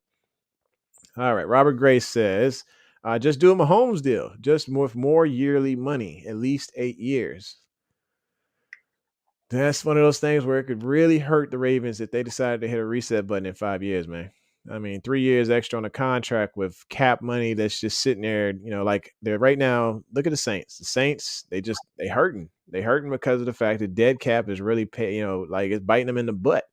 And they got to do all this finagling with the credit card or whatever to get underneath the cap. Like I said, there's a few teams decided to put things on the credit card, and it came back to bite them later. So just keep that in mind. You can't do a Mahomes deal because people keep thinking everybody caught up with the years, but Kansas City gave him stock into the Kansas City Royals. Like we ain't Steve Rashad ain't got nothing to do with the Baltimore Orioles. Well, I thought he bought that stock Hmm? after he made the deal. Huh? I thought Oh, Mahomes bought that stock. that was part of the deal. Oh wow, okay. That was part of the deal. Dang, I did not know that. They made it seem that way, Yeah, but it came out the next day. Like Mahomes, it did come out the next day. it did come out the next day, right? Yeah, now I think about it. That's what happened. They gave him money, and, and it was like, okay, we're going 10 years, we're going to do this, but we want to sweeten the deal and to make it a little team friendly. Yeah. Give you, he's set for the rest of his life, brother. Mm-hmm. Oh, we're gonna give you ownership. You got some ownership. We're gonna give you some ownership to the Royals. Yeah, that's pretty solid. Yeah. Brooke found a shot. Let's see. She said Ronnie owes us money. So does someone else. I don't think I have to say any names. Brooke, don't you start. You going to talk about Jimmy? Don't start. Keep it tired. Let the man live. She ready to come out. She gonna say she probably gonna call out the whole shot. She gonna talk about Rashad Perriman, Yeah. Jimmy, Ronnie. I forgot about Perriman. I know she's gonna talk about Jimmy. Yeah, she coming out to everybody. Jimmy was that dude when he was healthy, man. They're gonna leave Ronnie alone, man. I'm ready to leave Ronnie alone. That man working. He didn't get hurt on his own. He get accidents. He get injured on freak accidents. Yeah, it was just crazy stuff. Rolls into the ankles, whatever. All right, so let's avenue number 5, guaranteed money, 5-year, 260, $52 million per year is what we're looking at. Next is avenue number 6. So he signs with about 80% of the guaranteed money, 5-year, $260 million guarantee. That's going to be a $260 million contract with $208 million guaranteed. What do you think? How much up front you gonna get? So it's got to be more than the next best person. So what I was looking at was the guaranteed money, that 80%, the 208 million is more than Wilson at his 165, Murray with his 160, Rogers with his 150, and Allen with his 150. I think it's a fair deal. I think it doesn't hurt the Ravens as much. It goes along the contract schedule that has been escalating since the Josh Allen deal. Um, I feel like it's a fair deal. I mean, I'll be honest with you. I feel like this is the deal that they should go with, is the 5-year 260 with 80% of that guaranteed. Yeah. Gives them that little back end room that they need to maneuver around to help push some of that money backwards, and also add those years where it can be voided out.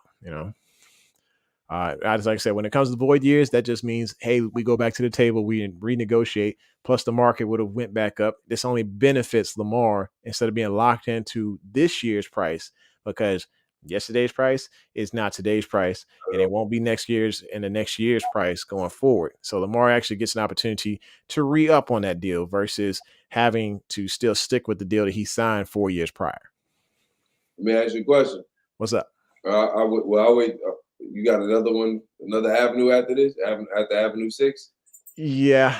Okay, I'll wait till you're done. All right.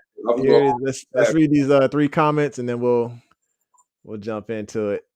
Brooks says, I will not give us our money. Oh, she's saying she's not backing up off of the whole backing off Ronnie and Jimmy. Leave him alone. Oh yeah, she forgot. She's talking about Ghost. Yeah, she said he owe us too. Yeah. Now Brooke, now hang on. Now Brooke, he don't invite you to town, let you stay at his house, everything, and that's how you treat. That's how you treat him. Just terrible. Yeah. All right. You don't care. So Nana says Avenue 6 is very fair. I think this, for me, I feel like this is what it should be. I'm hoping, I'm rooting for that scenario.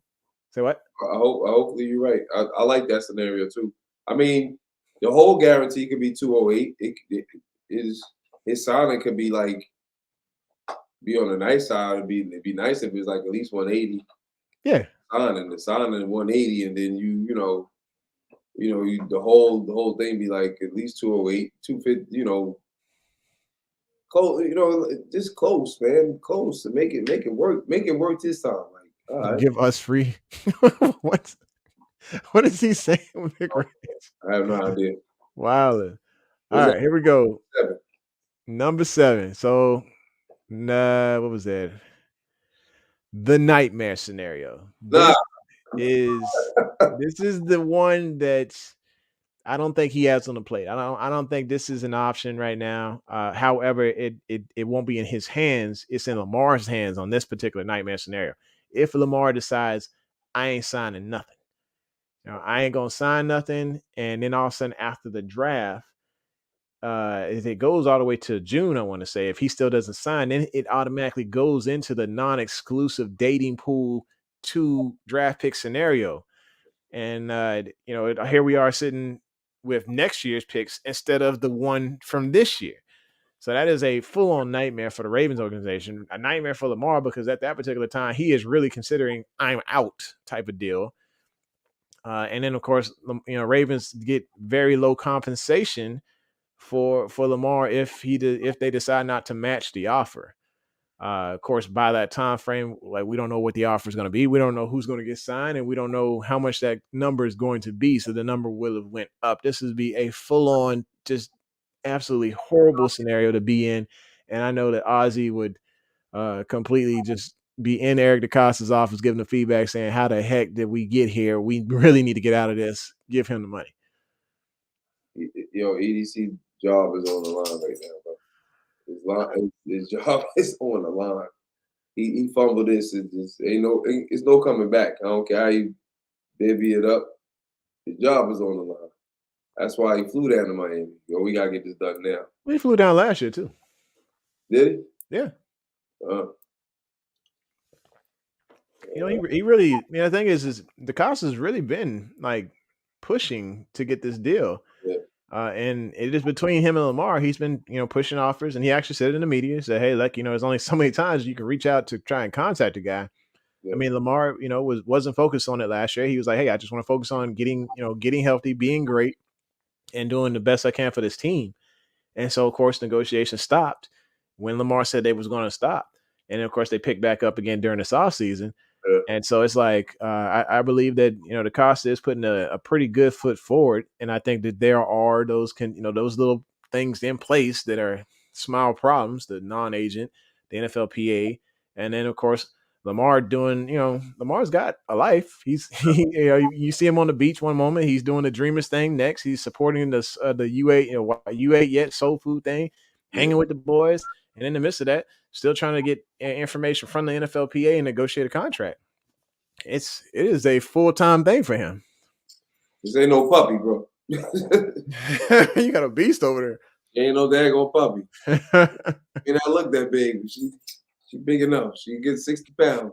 All right, so Big Red just saying that Lamar wants more guarantees than Deshaun Watson. If we can get it there, then we want outs. Give us free slave. Give us free. So what he said, yeah, I think when it comes to that information, that's it. Like I said, it came from Stephen A. I think none of that is like factual. I don't think, or it's not the full story. I think yes, of course, he's going to want more. He wants a decent sized contract. The specifics on it, like I said, those details were not released by anybody because of the fact that Lamar signed a clause last year saying that he would not release any of the details of their contract talks. And so this whole Lamar camp stuff, that's cap. That is Stephen A. That's reporters in the dark. Yeah. They're shooting shots in the dark to see if if it will spark Lamar's emotion and see if he will come out and then and give something away. The NFLPA says something, so that's the only one that did drop that messed up, and that was the one for the 133. Yeah, I don't know, but, and I still think on that part, I think that was more. I don't think that was like bonus money. That wasn't fully guaranteed. The full guarantees. Yeah, the full guarantees from what I was heard, or like every 187 million, right? Like the signing was 133. The whole guarantee I think was 200. Okay, but we still don't. I don't think the guarantees that Deshaun had. I think the guarantees that Deshaun had were more. Mm-hmm. Problem. Oh, hey, I appreciate it, Nathan. Hey, we appreciate you. You're definitely enjoying the show, man. Hey, like I said, just make sure you hit that bell so you know when it's going down. Sometimes I'll post some random ones, but for the most part, we try to stay consistent on Monday nights. Get the post random. Huh? Yeah, I did make a post random. That was last week. So thank God he finally posted random. Trying to get this man to go. Gotta get him to go. I'll post them as they come. Sometimes I'm like, all right, I got a couple minutes here and there, and I'll put one out there. Now the studio is decently set up to where it's just a couch and a mic and a camera. I can work my way around it. Sometimes my son is over there playing video games, and so I might post while he's playing or something. But it'll be a good time. So Mondays and Wednesdays at 8:45 is when this show goes on. I know it competes with the Ravens Roundtable, but at the same time, I had this show open before the Ravens Roundtable. It's just I got deployed and they decided to start that. So it's whatever. But it's Central Time. You got to remember that Central Time. They on Eastern Time. Yeah, 8:45 Central. Now, we're not trying to get in nobody's way. Everybody got free reign to do whatever they want. Yeah. All right, so let's see. He's saying PA hasn't leaked the newest offer because Lamar showed them the door or something else. I think there is a point to where Lamar just said, hey, look, this is a point to where I can't necessarily rely on y'all advice anymore. This has got to be, we want to get this done. I love my team. I want to be a Raven for life. This is where I got to get into the room with them and say, hey, this is what's going down. I think that there's a point where he actually does stiff arm the PA. I got you, bro. I'm a man trying to make his dreams come true, bro. You gotta let me live a little bit, boo. What if they sign Lamar at the last minute and get up there? I don't know why everyone was freaking out. Everything's cool. I think that they are trying to be as calm about this as possible behind closed doors. Lamar has been cryptic as heck with his quotes on the social media. And some of it may be about a girl, some of it may be about the NFLPA, some of it may be about Ozzy. We're not really sure right now where this is going and where it's taking us. But when it gets done, I do believe they'll get up there and they'll have a united front together and say, hey, you know what, we just know we got a Raven for life. I see here. Then Big Red says, I didn't know Stephen A said that. This is my thought process because if it was, less I assume the deal would be done. If it wasn't fully guaranteed. Yeah. I mean, I think that's what they're saying. Oh, All right. I mean, LBHT is in the building. What's happening, man? What's up? Hey, just so you know, this is what you're getting. You know, you're gonna have these in the mail. And Cameroon, cat's out of the bag. You're getting the shirt as well. Thank you, sir. Appreciate it. Got you covered. Like I said, for those of y'all who are loyal listeners and loyal watchers, we'll make sure once we hit the 2,000 subscribers, we will hand out some shirts and also do a raffle for a few of those that are probably new to the show. We want to make sure we have people coming through the show and show that loyalty, and we'll make sure we show that love to you as well. All right. Robert says, agents leak stuff all the time. Are agents asked to sign gag orders? Some of those agents know that, you know, they're just pushing it out there. I mean, they are pushing a lot of information out and they're leaking stuff. I mean, I imagine certain agents probably get asked, hey, you know, do not share this information or do not share these details of this information until this particular point or until we have told this player, blah, blah, blah. I'm pretty sure that, you know, that it goes down along those lines, but Lamar he signed an agreement saying that he would keep those things on the hush. Ain't nothing wrong with that. Anyway, man, I don't blame him for wanting to keep himself. It protects. I think it protects both of them. You know, that way, you know, because you've seen the mess that happens in the media to where the general manager or owner gets out there and says something. Oh, we came to the table with X, Y, and Z to put it out there publicly to put the pressure on the player. And then, of course, the player gets pissed off and jumps on Twitter and defends themselves, and then it gets kind of nasty after that. But look what's going on right now. Like everybody just throwing, you're throwing stuff to the wall, throwing mess to the wall, trying to see if it sticks because obviously he's that private and you don't know what's going on. We don't know what's going on. The thing I like about it is that Eric DeCosta and Lamar probably sitting there looking at the TV and like, they don't know nothing. They have no clue, and they sit here shooting in the dark, and they don't know a dang thing. And the thing is that their producers and their bosses are sitting here like, hey, go get me a story. What's up? You got anything on Lamar? You ain't got nothing? You better get something. And then, of course, they have to go and fabricate something, off of a Twitter rumor or a tweet or something like that to make it look like they got some type of story when they don't have anything. I love it. I absolutely love it. It's over, though. I'm totally be glad when this is over. Chris White has something weird to say here. They need to sign Lamar and trade for Derrick Henry. That's I mean, that would be a running powerhouse. Like, I mean, RPO on that right there, pulling either direction, they're kind of screwed. Whoever that defensive end is just wakes up that morning like,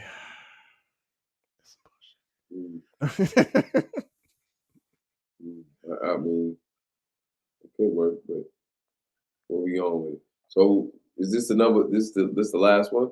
Yeah, that was the nightmare scenario. So, like I said, going back through the nightmare scenarios, Lamar doesn't sign.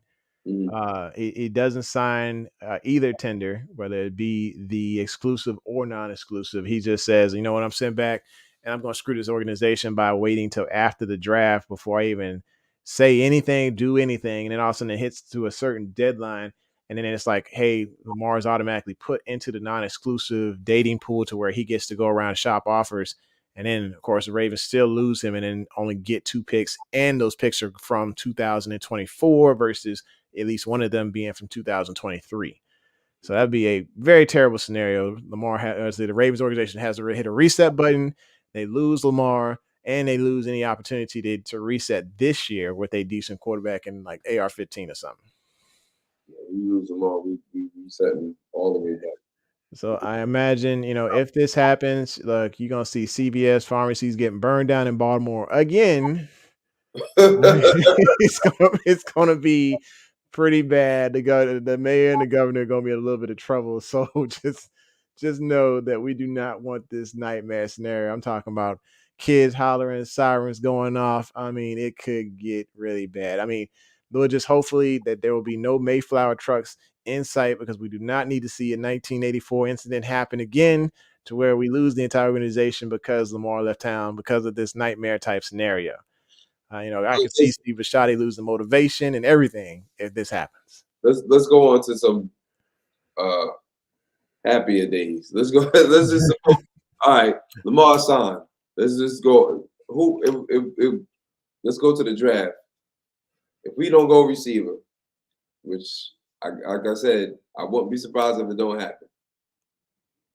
Where are we going in the draft? Well, I mean, if we not going receiver, if we don't go receiver, of course, best player available has been a philosophy for years for the Ravens, but I don't think that Eric DeCosta thinks about that first. I think he thinks need first, then best player available. I think because of the fact that he has went after wide receivers out of his last 4 drafts. He's went out of it for the last 2 out of the last 4 drafts. He's went after wide receiver in the first round. So I'm thinking corner, because it is a need, because right now negotiations are still going on with Marcus Peters, and I think Peters is a good corner, but he's also an aging corner, and so that is a major problem for the Ravens on that other side of the ball. What do you think? Okay, I agree with you as far as receiver. I mean, Nathan said we don't get a wideout, we trade back. Yeah, we trade back, but still, we need to grab something in the first round. What are we getting if we're not gonna get a receiver? Because like I said, it's only really 5 good receivers that deserve to be drafted in the first round. Mm-hmm. Old boy from Ohio State, old boy from TCU, Flowers, Addison from USC, and who else? I really think it's those 4. Who else can I? Who else? Oh, I mean, we mentioned Quentin Johnson, right? Quentin Johnson, right? TCU. Yeah. So we got Quentin Johnson. We got Zay Flowers. We got JCN. That's Old State, right? That's Ohio State. Yeah. I remember the name. Him. So let's see. From USC. Yeah, so you got JSN. Josh Downs is probably one of those still as well. Jordan Addison, Zay Flowers, and Johnson. So it's about 5. And if you add in the Nathaniel Dale dude, he might actually slide to the second. But I mean, he's just like one heck of a burner. Jalen Hyatt, I'm not even considering him first round. If somebody goes for him, I think that's a reach. I think he's a one-trick pony. Just tons of speed, but route running probably needs some work on. I'm be honest with you. Now that I think about it, it might just be 4, bro. It's just. So who would be your 4? Huh? Who would be your 4? Addison, USC. Mm-hmm. Ohio State. Okay. Flowers. Mm-hmm. Quentin Johnson from TCU. That's it. Those are the best 4. Those are the only ones that I think are first round worthy. Okay. I don't think anybody else is first round worthy, other than that. In my opinion, just from what I've seen, I don't think anybody else is wowing me to where it's like, yeah, he has to. We need to pick him. Yeah, I think Josh Downs and Parker Washington and Dale. I think those 3. Yo. They decent. Well, Hyatt. I did forget. Yeah, that's what I was thinking. And Hyatt. I give him the first round nod. I did forget about Jalen Hyatt. You're right, Big Reg. I did forget, but still in all, I think he's saying Jalen Hyatt can run routes. I don't know. We haven't seen it. I don't think he's been asked to, because he's just been flying by everybody. That's what I'm saying. I'm like, he's great at that. He's great at those 3 different top routes for the top of the defense. But like, I wanted to see more. When I'm looking at the tape on this guy, I'm looking at individual games. I'm seeing they're using him for that one particular thing, but I want to see him run those routes. I hadn't seen that. And when I did see it, I didn't see much of the crispness of the routes. It's just that's only 5 receivers. It's like I don't think they're gonna be there, Reg. I'm sorry to hurt your feelings, brother. I think they're gonna be going. We at 23. You picking at 23? I think it's 2-2. All right. I think because it's not that many that's first round worthy. Yeah. Giants need a receiver. Not Carolina. Who else picks before us that I can think of offhand? The Chargers might lose Keenan Allen. They might draft a receiver. Okay. Minnesota might draft a receiver, even though I think they pick behind us. Because I don't think Allen Field is going to be there, but I could be wrong on that one. New England needs a receiver. Okay. I mean, New England always misses on receiver, so they don't have any receivers. They need receivers. If they're gonna help out Mac, they gotta get a receiver. Yeah. You know what I'm saying? You think Detroit? I mean, Detroit is they. I mean, they send in number 6, but you think they might go receiver?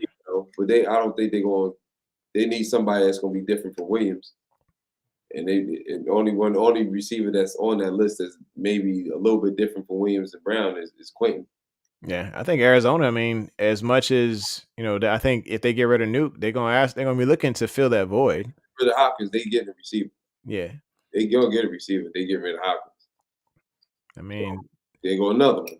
Tennessee. They got rid of their guy and they took a chance on Burke last year, but I mean it's not really flourishing. I mean, he really wasn't headliner. Houston is one of those ones. Like you said, New England, Green Bay. I mean, I wouldn't put it past them as far as when have they ever drafted a receiver in the first round? Yeah, but of course they got them like I think it's PFF has got them picking up a tight end.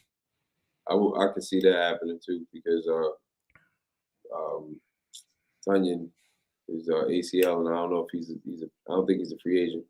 Yeah, but, they pick up that Washington dude. Oh my god, beast! He's another Mercedes Lewis, so I won't be surprised. And then there's the Washington Command. No, the Washington Commanders. They just need a corner, really. Yeah. Pittsburgh is looking for offensive line. Looks like Detroit more defensive backs. Tampa Bay looking for edge. Seattle, for some reason it says they want a wide receiver, but I think with you got DK and you got Tyler there, you don't have to actually go in the first round for wide receiver.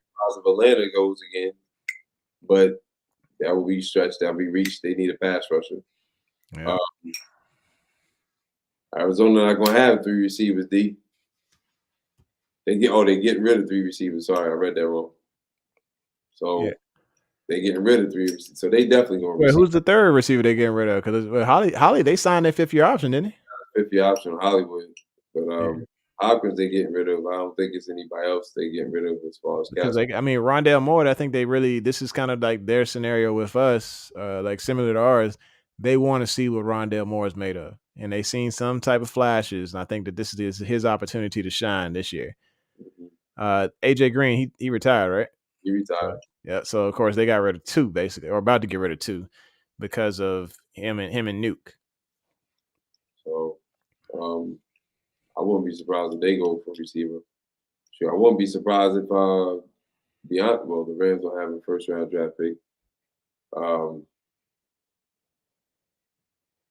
right. Yeah, Robbie Anderson is over there, huh? Yeah, but they getting rid of. I think they get rid of him. I think it's kind of like maybe he was probably on a 1-year deal. Yeah. Because he got cut. He did. Yeah. I think he had a year left on his contract, right? Yeah. He was just one of them cats who had an attitude problem, and they was just like, hey, let's test it out, see what he's got. Yeah. He's not a first. I don't know if he's first round worthy. Yeah, I saw this Bryce Ford guy. I watched tape on him. I was like, it was a mad for me. Yeah, it's some receivers. I'm not saying it's no receivers in the draft. As far as you picking them over anybody else, like there's not that many receivers that's in the top 50. if you look at this year, there's not that many receivers in the top 50. Yeah, I still want to do. I want to do some more tape study on that Jaden Reed, and I really want to dive deep in. I probably want to post some videos up so y'all can see what I'm talking about on this Parker Washington guy. Because, like I said, once I say this, y'all gonna be like, "Yeah, okay, this is a huge comparison." But I'm talking about build and what he and just those hands. Mhm. I'm thinking like he's got the Jamar Chase build. You know, he's not as freakish as him, but he's got the build and he's making the one-handed catches on tape, and it looks great. I mean, this guy looks like he's got the build to be that next guy. That next guy that's hard to tackle, that does a lot after the catch, that makes the circus catches, that likes to climb the ladder, Who's and that? and decent speed. Huh? Who's that? Oh, Parker Washington. I'm looking at it right now. I just want to see. Yeah. So just like I said, just out of Penn State. Penn State. Okay, so you're the first receiver that pop up in the top 50. Tell you right now. So he is in I think he on the First PFS list. receiver. Oh, I'm on DJ's list. Okay. During mine. All right, Addison is the first receiver that pops up. He's number 10. Okay. Number 11. No, that's Trout. Sorry, that's 10. All right. Yeah. This is how much talent is before them. I'm already on 22. I haven't seen another receiver pop up yet. Now Jalen Hyatt pops up, They 23. got Jalen Hyatt is actually on the PFS list. He's in like number 41 in the second. So I'm saying this receiver class is not. I'm not saying it's not deep, but it's not as talented. Jay This dude said Hopson's gonna make 30 mil next year. who? He's saying D Hop is gonna make 30 mil next year. Oh, that's why they cut him. I think that yeah, I can see why because he's not gonna make that now. His talent level is pretty high, but it's not 30 million high anymore, man. JSN is 31. 31? Yep. Quentin Johnson is 34. This is Daniel Jeremiah's list. I like his list. He's he's been in Zay Flowers is number 41. After that, There must be other positions that he values a oh yeah, whole lot higher. and that's what I'm saying. Interior wise, there's a lot of interior defensive linemen and edge rushers that are in this class, this particular class. That may give us an opportunity to get one of those 5. I think yeah, I think if it pans out the way it pans out, like if people are really going after defensive interior, going after those edge rushers, then yes, it's going to drop. I honestly think it's going to drop JSN and Zay Flowers right in our lap. I mean, that's the best scenario. I'm just thinking about the worst scenario. Worst scenario, we trade back, pick up a couple of picks, slide into the second round, get a second and a third pick for that first rounder, and then we go ahead and pick up a I don't want to say a Jalen Hyatt, but it would be a Baltimore S type move. Don't be surprised though if we slide back to the Eagles spot because they got 2 first round draft picks. Okay. Be surprised because I'm sure that he wants. EDC loves picks. I'm sure he wants to get a second round draft pick or another third. I guarantee it. Yeah, I think we're going deep into the draft stuff right now, but I think like I was saying, I got to talk to Damien. He said he has some jet lag because he was at the combine yesterday. But he wants to be on the show and he wants to give us some perspective from the Draft Network. That's who he works for. So I think we slide into that next week, or it's gonna be slide into it on Wednesday if we can get a hold of him. I'm not sure if he has to do any extra reports and stuff. It's going to time down family life, stuff like that. But if we slide into that, we can talk even more about it with him. And he has, like I said, he's got the draft eye. The draft is his Christmas, man. He is just that in depth with it. Like I said, y'all follow Full Time Dame on Twitter. You'll see exactly what I'm talking about. But I'm thinking we had an hour and 54 minutes. It'd be nice to jump into that bed because I got to go hit the gym tomorrow morning. Try to get like Cam Rue, bring the guns out. We hide the guns right now. We hide them. Oh boy. All right, man. Well, I appreciate y'all coming through. like I said, y'all want to donate to the super chat. Like I said, all funds go to Cameron, not Camru. We be doing this for the kids. Yeah. So like I said, you want to do the Cash App is there in the left-hand corner. If you want to do a super chat, cool, no problem. But like I said, all the funds go to his Pokemon habit and right now his business with making necklaces and stuff. So just feel free if you feel like doing that. Brooke is hitting the timer on us to let us know, like, hey, we are at an hour and 55 minutes. You supposed to be an hour, Brooke. You got to get back on your game. You supposed to be no more than an hour, 15 minutes. So I had to work tonight, and I appreciate y'all being patient. I appreciate you being patient, brother. Absolutely. Trying to get some stuff in, and definitely, I'll see you on Wednesday, man. We can get it rolling again. Absolutely, man. We'll go get this thing down. It's gonna be great. Keep rolling towards that 2,000. We appreciate y'all coming through. Like I said, we sitting at 1168 right now. If we can get to 11, it's gonna get to 1,200 like before the weekend. That'd be great. Share this with your friends, your family. Just let them know, hey, we just here to have a good time, and they can be a part of this good time with us. And make sure you hit that like button, man. Hit that like button. There we go. We got a donation already, man. Appreciate it, Chris. Hit that like button. Appreciate the donation, brother. Absolutely, man. Much love to Chris for donating. Brooke saying you were late. give him your I know we can't do it here, but if you want to give him your IG so they know when things are popping up. If you hop on if you look up Cash Rider Raven on Instagram or J Pro Lock, that is my other Instagram. If you see things about cupcakes and stuff, is for my master's degree. I'm still striving, baby. Still striving. So let's go ahead and end this show. Well, like I said, we're gonna hook up with y'all on Wednesday at 8:45 Central. We will be back at it, and hopefully we'll have Damian Parson in there with us. So thanks for tuning in to the home original sports perspective. One more time, hit my gram right there. I am Camru 52 blocks. That's what that's for. Heck yeah.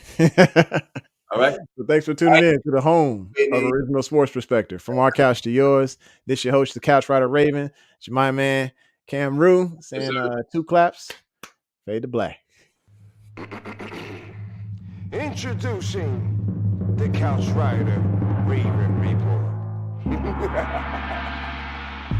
Let's go. Ravens, Couch Rider. We gon' ride out. Couch Rider. We gon' ride out. For some of you Twitter gangsters, this is just a hobby, original sports perspective. You can't stop me. Couch Rider Report, it's reflective. Please respect me. You will get checked, and your knowledge will be tested. I ain't the coldest Raven, but this is my show. Shout out to the Barry White rap for the beat, though.